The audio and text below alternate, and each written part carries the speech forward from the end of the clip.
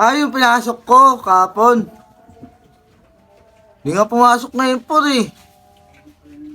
Masakit ngipin. Namamagay yung ngipin niya. Gusto mo por, ikaw magbuhat ng semento. Ikaw muna pumalit sa akin. Di ba? Rush ka ng rush eh. Di mo iniisip yung kapakanan ng tao mo. Tumatawag ah. Ano kaya to? Ang tawag nga.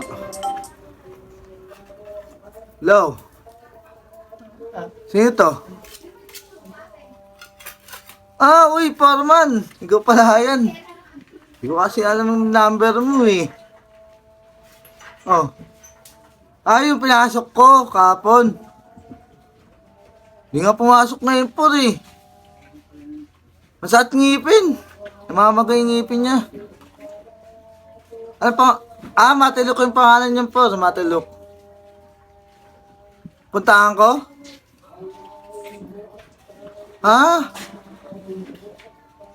Kakausapin mo. Sige po, pupunta ako na lang. Sige. Sige, po. Sige. Sakit talaga. Po, nakita ko na si Matilok.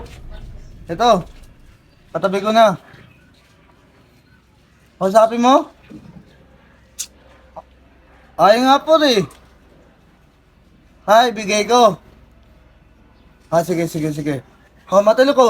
Kausapin nga daw ni Foreman. Hello por. Por, hindi ako nakapasok. Kasi nga por, masakit yung ngipin ko eh. Por, sobrang sakit. Every hour and every minute. Talagang umahapdi siya por. Bukol nga siya eh. Por, kung hindi lang masakit ngipin ko, papasok ako. King ina mo naman por, gusto mo nasusunod yun sa'yo?